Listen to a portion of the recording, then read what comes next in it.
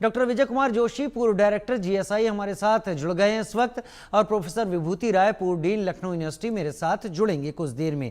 Doctor Vijay Kumar Joshi, आपसे ही समझते हैं, ये जो तस्वीर उभरती दिख रही है कि दो फाड़ हो रही है धरती, अफ्रीका का एक हिस्सा यहाँ पर टूट रहा है, ये इतना आसान है हमको दिखाई पड़ना कि हाँ ये हो गया, जैसे आम लोग इस पर सोच रहे हैं कि कुछ हो गया होगा, बात ये हो गई होगी, लेकिन जो रिसर्च कह रही है वो एक बड़े खतरे की तरफ तो नहीं, एक बड़े परिवर्तन की तरफ संकेत जरूर कर रही है। डॉक्टर जोशी, आपका एनालिसिस डिटेल में बताएं। देखिए, इसमें एनालिसिस, पहली बात तो यह है कि एनालिसिस एग्जैक्ट तो वो लोग बता पाएंगे जो वहाँ काम कर रहे हैं, लेकिन जो बात मुझे मालूम है वो मैं आपसे शेयर करूंगा। मैंने एक बार आपके यहाँ पहले भी पैनल डिस्कशन में कहा था कि हमारी पृथ्वी जैसी दिखाई देती है सॉलिड ऊपर से, वैसी नहीं है, बल्कि कई 6 प्लेटों की, मेजर प्लेट्स की बनी हुई है। उसके अलावा कुछ छोटी प्लेट्स हैं, जैसे अरेबियन प्लेट है, इंडियन प्लेट है, वगैरह वगैरह। तो ये प्लेट आप ऐसा समझिए कि एक, जैसे मैंने कहा था कि बर्तन में पानी उबालिए, उसमें लकड़ी के आड़े तिरछे टुकड़े तैरा दीजिए, वो टुकड़े आपस में लड़ेंगे, दूर हटेंगे, लड़ेंगे, दूर हटेंगे। और कुछ, कोई कोई भारी चीज होगी तो वो, जब पानी उबलेगा तो वो नीचे जाएगा, जाएगी, फिर ऊपर आएगा, एक कन्वेक्शन करंट बनेगी। तो ये प्रक्रिया हमारी पृथ्वी के बनने के बाद से लगातार जारी है। जब हमारी पृथ्वी बनी तो उस समय जो पृथ्वी के गर्भ में मोल्टन मास था, यानी पिघला हुआ लावा टाइप का हम्म। मास जो था, वो अभी भी वैसा ही है, जिसमें से बहुत गर्मी निकलती। और उसके ऊपर जो मेंटल बनी, वो पूरी तरह से सख्त नहीं थी, बल्कि लचीली है। तो उस गर्मी, नीचे से जो मोल्टन मास है वहां से जो गर्मी निकलती है, उस गर्मी के कारण मेंटल में कन्वेक्शन करंट चलती रहती। हम्म। वो वैसे ही चलती है जैसे मैंने आपको बताया कि बाल्टी में पानी उबालिए, हम्म। उसमें लकड़ी के टुकड़े तैराइए। हम्म। लेकिन इनका रेट बहुत स्लो होता है, इतना ऐसा नहीं है जितना आसानी से मैं कह रहा हूँ। तो उसकी वजह से ये प्लेट जो है ये मूव करती रहती। जब ये प्लेट मूव करती है तो उससे फ्रिक्शन पैदा होता है, स्ट्रेस पैदा होता है। जब वो स्ट्रेस रिलीज होता है तो अर्थक्वेक आते हैं, या कहीं पर, जैसे कि हमारी इंडियन प्लेट भी यूरेशियन प्लेट के अंदर घुस रही है, और अंदर घुस के टूट टूट के अंदर जा रही है, वहां भी वही चीज हो रही है हम्म। कि दूसरे रूप में, जो आप अभी ये जगरोस माउंटेन वाला उदाहरण दे रहे हैं। हम्म। जगरोस माउंटेन में क्या है कि जो एक हॉरिजॉन्टल फ्रैक्चर है हम्म। पहले से ही, हम्म। जहाँ की प्लेट का काफी बड़ा हिस्सा टूट टूट के जमीन के अंदर, मेंटल के अंदर घुसता जा रहा है, हम्म। और वो कन्वेक्शन करंट को और बढ़ा रहा है। लेकिन ये प्रक्रिया आज से नहीं हो रही, करोड़ों सालों से हो रही है। इधर साइंस ने बहुत तरक्की कर ली है, बहुत एडवांसमेंट कर लिया है, लिहाजा हम लोगों को ज्यादा डिटेल में चीजें पता चलती हैं। तो खतरा तो है, तो वो खतरा तो हमारे यहाँ भी है, वो खतरा सब जगह है, पूरी दुनिया में ये सब हो रहा है। तो ऐसा नहीं है कि कोई एक पर्टिकुलर समुदाय के लोग जहाँ रहते हैं वहां धरती फट रही है, जहाँ दूसरी जगह नहीं फट रही। सब जगह ये प्रक्रिया होनी है, हम्म। लेकिन ऐसा नहीं है कि हमारे जीवन काल में हो जाए। ऐसा तो संभव नहीं है, हो हम्म। सकता है कि अनेक जीवन और लगे। हम्म। और अब इतने ज्यादा एडवांसमेंट हो चुका है कि अगर ऐसा कुछ हुआ भी, मान लीजिए, तो उसके काफी पहले लोगों को वहां से हटा दिया जाएगा। हम्म। और अगर इस प्रक्रिया को आप किसी तरह से रोक नहीं सकते, क्योंकि ये तो हम्म। नेचुरल फिनोमेना हम्म। है, आज से नहीं हो रहा, करोड़ों साल से हो रहा है। हम्म।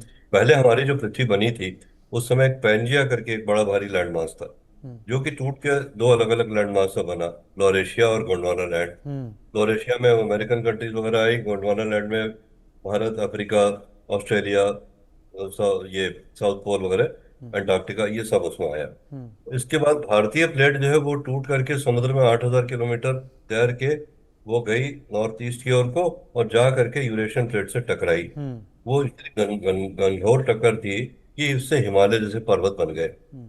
आज भी वो टक्कर जारी है, भारतीय प्लेट उस हिमालयन प्लेट के अंदर धंसती जा रही है, हम्म। और हिमालय उठ रहे हैं। इसी कारण हमारे यहाँ पर अर्थक्वेक आते हैं। उसी प्रकार उधर जगरोस माउंटेन में भी इसी तरह का फिनोमेना हो रहा है, जिसको रिकॉर्ड किया गया है। बात यह है। आपने बड़ा डिटेल में समझाया, और मैं बड़ा रोचक तरीके से आपकी बात को यहाँ सुन और समझ भी रहा था, और मुझे कई मेरा बार इंटरेस्ट बढ़ने लगता है जब आप जैसे। मेरा जी। मेरा पेशा है साइंस को सीधे शब्दों में कम्युनिकेट करना। जी। आपका पेशा है उसको ऐसा हुआ बनाना कि बिल्कुल फट जाएगी धरती, हम समझ जाएंगे। नहीं, फिर भी इस मसले पर आप लोगों को बुलाने का हमारा कारण ही ये है कि चीजें आप लोग स्पष्ट कर दें। प्रोफेसर विभूति राय भी मेरे साथ इस वक्त जुड़ गए हैं। प्रोफेसर विभूति राय लखनऊ पूर्व डीन है लखनऊ यूनिवर्सिटी के। विभूति राय सर, ये करीब 60 किलो 2005 में इथियोपिया में जो 400 से ज़्यादा अर्थक्वेक्स आए थे, उसके बाद एक 60 किलोमीटर लंबी और 10 मीटर गहरी एक दरार दिखी, और दरार बढ़ती चली जा रही है अभी आगे तक, काफ़ी दूर तक, जिस बारे में प्रोफेसर जोशी भी अभी बता रहे थे, डॉक्टर जोशी। ये खतरा नहीं है, चेतावनी ज़रूर है। चेतावनी किस स्तर की, और ये चेतावनी क्या आज अगर वहाँ है तो भविष्य में किसी और जगह इसी तरीके की स्थिति पैदा हो सकती है? ठीक फरमाया। ये बेसिकली ग्रेट रिफ्ट वैली कहलाती है, और साइबेरिया में भी एक ऐसी इसी प्रकार की रिफ्ट वैली बनी हुई है। भारत के लिए ऐसा कहा जाता है कि जो सोन, नर्मदा और ताप्ती, इन तीनों नदियों के अलोंग एक टेक्टोनिक प्लेन है, और ऐसा भविष्य में संभव है कि भारत में ये सोन, नर्मदा, ताप्ती, इसको सोनाटा जोन कहा जाता है, और इसमें भारतीय भूवैज्ञानिक सर्वेक्षण के बहुत सारे लोगों ने कार्य भी किया हुआ है। तो इस सोनाटा जोन के अलोंग भारत 2 भूभागों में टूट सकता है, ऐसी आशंका की गई है। और इसमें मगर काफी मिलियंस ऑफ ईयर्स लगेंगे, मतलब करोड़ों साल में ऐसा होगा, लेकिन वो एक ऐसा फ्रैक्चर जोन है जिसमें कि ऐसी संभावना है कि दक्षिण भारत दक्षिण की तरफ चला जाए, और पुनः जा करके हो सकता है वो अंटार्कटिका के से मिल जाए, और उत्तर भारत फर्दर और हिमालय ऊंचा होता चला जाए, और एक बार एक स्थिति ऐसी आएगी कि विलुप्त हो जाए। इस प्रकार की लोगों ने गणना कर रखी। जहां तक प्रश्न है इस प्रकार के बड़े भ्रंश फ्रैक्चर जोन्स, जैसे ग्रेट रिफ्ट वैली में इथियोपिया में आपने जिक्र किया, वो क्यों बनते हैं? ये एक नेचुरल प्रक्रिया है। हमारे अग्रज जोशी साहब ने बिल्कुल सही बताया कि ये निरंतर चलने वाली पृथ्वी की क्रियाएं हैं, और मुख्य रूप से जो सरफेस पे हो रहा है उसका कहीं ना कहीं जमीन के नीचे से संबंध है। जो एस्थिनोस्फीयर है, जिसके ऊपर लिथोस्फीयर प्लेट है, वो बड़ा वीक सा है एस्थिनोस्फीयर। एस्थिनोस माने ही बहुत होता है वीक, तो वो आप समझिए कि एक बहुत कमजोर लेयर के ऊपर एक मजबूत लेयर है, और उसकी वजह से जगह जगह से ये प्लेट टूटती है, और जहां पर ये प्लेट एक दूसरे की तरफ जाती है, एक स्थिति होती है एक दूसरे से अलग जाती हैं, और तीसरी होती है एक दूसरे के अलोंग घर्षण। तो ये 3 प्रकार की प्रतिक्रियाएं होती हैं, और इसी में से एक ये ग्रेट रिफ्ट वैली इथियोपिया वाली है। तो भारत में ऐसा अनुमान लगाया जाता है कि शायद 60-70 मिलियन साल में इसके 2 भूभाग हो जाएंगे, क्योंकि वहां पर एक हाई टेम्परेचर जोन, जिसको कहते हैं जियोथर्मल हाई, इसके अलोंग देखा गया है। यानी कि आप समझिए करीब सूरत से लेकर के मध्य प्रदेश से होते हुए ये एकदम एक्सट्रीम बंगाल तक ये चला जाएगा। अच्छा। या इसके अलोंग सोन नदी, नर्मदा नदी और ताप्ती नदी पाई जाती है। सोनाटा तो जोन की बात, जी सोनाटा जोन जो है वो ऐसा भारत में संभव है। सोनाटा जोन में ऐसा भारत में भी संभव है, ऐसा प्रोफेसर विभूति राय कर रहे हैं। लेकिन अब आपको एक और रिपोर्ट दिखा देते हैं। ये रिपोर्ट भी धरती के गर्भ में हो रही ऐसी ही बड़ी हलचल पर है। वैज्ञानिकों की रिसर्च कहती है कि ऐसी हलचल अफ्रीका में हो रही है। बताया जा रहा है कि अफ्रीका महाद्वीप में बड़ा बदलाव देखा जा रहा है। पूर्वी अफ्रीका में ये 2 प्रमुख टेक्टोनिक प्लेट्स एक दूसरे से दूर जा रही हैं। इस प्रक्रिया को एक नए महासागर के जन्म की शुरुआत वैज्ञानिक मान रहे हैं। हम इस पर भी चर्चा करते हैं, लेकिन ये रिपोर्ट भी देख लीजिए।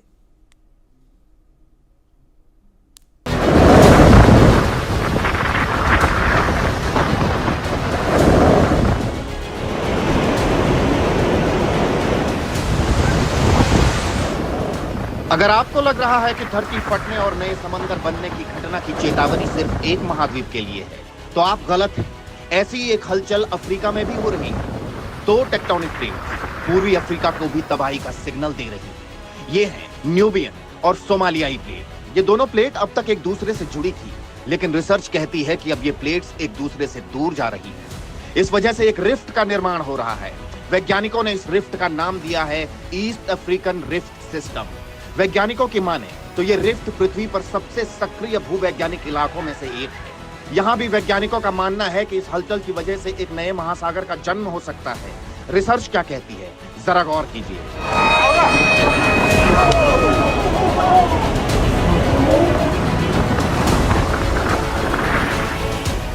East African rift system Ethiopia से शुरू होता है। ये केन्या, तंजानिया, मोजाम्बिक तक फैला हुआ है।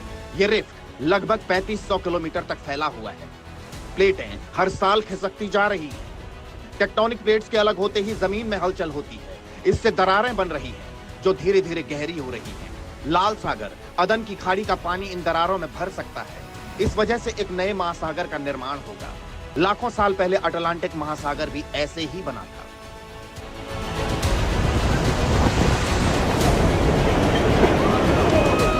साल 2005 में इथियोपिया के अफार इलाके में लगातार भूकंपों की वजह से 60 किलोमीटर लंबी और 10 मीटर गहरी दरार बनी। इस घटना ने वैज्ञानिकों को एक महत्वपूर्ण संकेत दिया।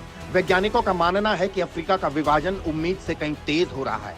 अब सवाल यह है कि इस हलचल की जद में कितने मुल्क आ रहे हैं।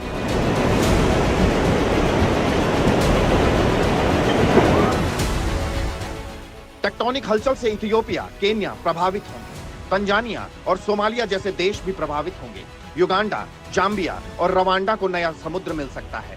सोमालिया, इथियोपिया मिलकर अलग महाद्वीप बना सकते हैं। वैज्ञानिकों ने इसे न्यूबियन महाद्वीप नाम दिया है। पहले वैज्ञानिक मानते थे कि नया महासागर बनने में करोड़ों साल लगेंगे, लेकिन हाल की स्टडीज से पता चला है कि दरार बनने की रफ्तार बढ़ रही है। अगर बड़ा भूकंप आया या फिर ज्वालामुखी विस्फोट हुआ तो दरार बनने की स्पीड बढ़ेगी। नए महासागर के बनने से अफ्रीका का पारिस्थितिकी तंत्र पूरी तरह बदल जाएगा।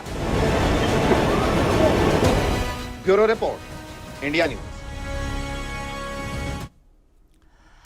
डॉक्टर विजय कुमार जोशी, पूर्व डायरेक्टर जीएसआई हमारे साथ जुड़े हुए हैं। प्रोफेसर विभूति राय, पूर्व डीन लखनऊ यूनिवर्सिटी मेरे साथ जुड़े हुए हैं। डॉक्टर विजय कुमार जोशी, एक नए महासागर का बनना, ये सुनने में तो बड़ा आश्चर्यजनक लगता है, लेकिन अगर धरती में ऐसी स्थिति पैदा होती है तो इससे असर क्या क्या पड़ सकते हैं? देखिए, पहली बात तो यह है कि ये एक भूवैज्ञानिक के लिए कोई नई बात नहीं है। नए ऐसे कई महासागरों का जन्म हो चुका है और वो समाप्ति हो चुके हैं। एक टेथिस महासागर हुआ करता था, जो कि अब इस वक्त नहीं मौजूद है, या मौजूद है तो बहुत ही न्यू टेथिस के रूप में मौजूद है। तो ये धरती का इस तरह से बनना बिगड़ना, ये प्रक्रिया प्राकृतिक है और ये होती रहेंगी। हमको चिंता इस बात की करनी चाहिए कि आज जो हम कर रहे हैं धरती के ऊपर, क्या हमारे आने वाली जनरेशन्स के लिए सुरक्षित है कि नहीं है। भले वो भारत हो या इराक हो, ईरान हो, अमेरिका हो, कोई भी देश हो, हम एक तरह से ऊपर क्या बोलते हैं multi storeyed building, high rise buildings बनाते जा रहे हैं, बड़ी बड़ी सड़कें बना रहे हैं, बड़े बड़े पुल बना रहे हैं और बनाना उचित है, ज़रूरी भी है विकास के लिए, लेकिन बनाते समय हमको ग्राउंड का इवैल्यूएशन करना बहुत ज़रूरी है। तो हमें ये चिंता करने के बजाय कि सागर बनेगा तो क्या होगा, अरे सागर बनेगा तो जहाज तैरेंगे उसके ऊपर और क्या होगा। जहाँ जो लोग प्रभावित होंगे वो खत्म हो जाएंगे, लेकिन क्या जो लोग प्रभावित होंगे उनको हम बचाने के लिए कुछ उपाय कर सकते हैं कि नहीं, ये बात ज़्यादा गौर करने की है। और कब होगा, कैसे होगा, ये तो अभी कहना मुश्किल है। हो सकता है अभी 100 साल में ना हो, 200 साल में ना हो, अगले 5,000, 10,000, 20,000 साल के बाद हो, तब भी ना हो। तो ये तो सोच के अपने आप को डराना उचित नहीं है। बेहतर ये होगा कि हम ये सोचें कि आने वाले समय में हमारे देश, हमारे मतलब पूरे विश्व में जो भी मनुष्य मानव है वो कैसे सुरक्षित रह पाएंगे। डॉक्टर जोशी, लेकिन आपने कहा कि आज हो, कल हो, कुछ सालों बाद हो, क्या इन स्ट्रेस के डेवलप होने का कोई एक प्रॉपर तरीका है जो आप लोगों की रिसर्च में सामने आया हो और उस स्ट्रेस के डेवलप होने से ये पता किया जा सके कि यहाँ पर ये स्थिति इतने सालों में उत्पन्न होने जा रही है?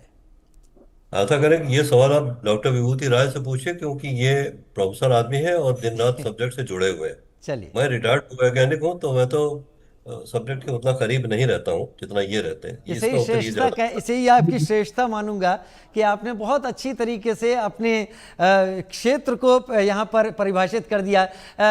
विभूति राय सर, इस सवाल का जवाब मेरे दर्शकों के लिए आप ही दीजिए। ये जो स्ट्रेस डेवलप हो रही हैं, जिससे धरती में परिवर्तन आ रहे हैं, कब आ रहे हैं, कैसे आ रहे हैं, उसका इम्पैक्ट क्या होगा, और जैसा डॉक्टर विजय जोशी ने कहा कि हम जो आज कर रहे हैं धरती के साथ, वो आगे क्या असर डाल रहा है, हम ऐसा क्या कर रहे हैं जो धरती में सब हो रहा है। जी, देखिए, स्ट्रेसेस जो है वो पृथ्वी पे अलग अलग क्षेत्र में वो डेवलप होते ही रहते हैं, क्योंकि प्रक्रिया अंदरूनी है।